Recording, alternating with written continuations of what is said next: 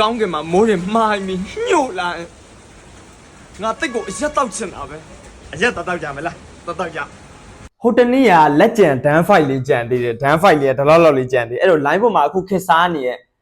ယောဂတ်ဟိုက်ဘောလေးဖြောပြမယ်ဗျာကိုကိုတိုင်းလေးတစ်ခါမတောက်ဘူးအဲ့တော့ကြည့်ကြည့်မယ်ဒန်းဖိုက်လေးကိုဒီမှာလက်ကျန်ဒီလောက်လေးရှိနေရောနည်းနည်းလေးထည့်လိုက်မယ်ဟာမိုက်တယ်ဗျာဝီစကီလေးတောက်ပြတော့မှာလေပြီးရင်ယောဂတ်လေးကိုထည့်ပါမယ်ဟာကောင်းမကောင်းတော့မသိဘူးယောဂတ်ဟိုက်ဘောဝီစကီနဲ့လေးနဲ့ဝီစကီနဲ့လည်းနည်းနည်းပြင်းနဲ့ယောဂတ်လေးထည့်မယ်ဗျာဝီစကီနဲ့ယောဂတ်တွေနဲ့ကောင်းကောင်းလာမသိယောဂတ်လေးနည်းနည်းလေးထည့်လိုက်အောင်တော့ကြဝီစကီယောဂတ်ကောင်းမကောင်းတော့မသိဘူးပြောနေတာပဲဆိုတာလေးထည့်မယ်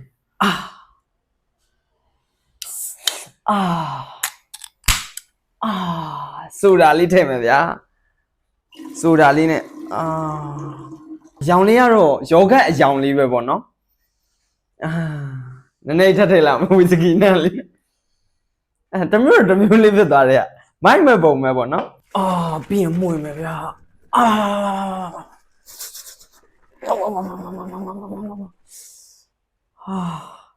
ရောင်လေးကတော့လှနေပြီဗျာတောက်ကြည့်ကြစို့ရေခဲလေးတွေထည့်မယ်ရေခဲလေးတွေ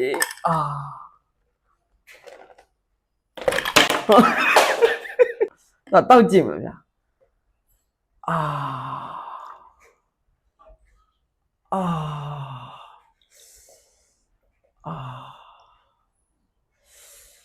ဒါလေးကဘာလေးလဲဆိုတော့ line ပေါ်မှာခက်စားနေတယ်ယောဂတ်ဟိုက်ဘောယောဂတ်ဟိုက်ဘောလေးဖြောပြလိုက်ပြီဗျာဝီစကီလေးရယ်ယောဂတ်လေးရယ်ဆိုတာလေးရယ်ကဲနန်းလေးကတော့ကောင်းတယ်ဗျ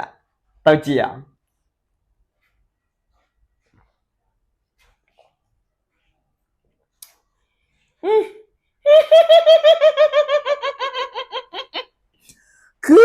အရမ်းမိုက်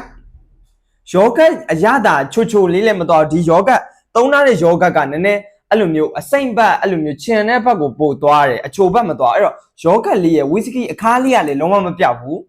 ပြီးတော့ဆိုတာလေးကလည်းဝီစကီအနံ့လေးကိုခပ်ပါးပါးလေးထိမ့်ပေးလိုက်မယ်ပေါ့နော်အဲ့တော့ဝီစကီတွေမတောက်နိုင်တဲ့သူတွေအတွက်တော်တော်လေးကိုတင့်ညော်တဲ့ဟာလို့ပြောလို့ရတယ်ဝီစကီကိုမှယောဂတ်လေးနဲ့ကောင်မလေးလည်းတောက်လို့ရပါတော့မမိုက်လေးအဲ့တော့ယောဂတ်ဟိုက်ဘောလေးကိုဖြောပြလိုက်ပြီးလိုက်တောက်ကြည့်ကြနော်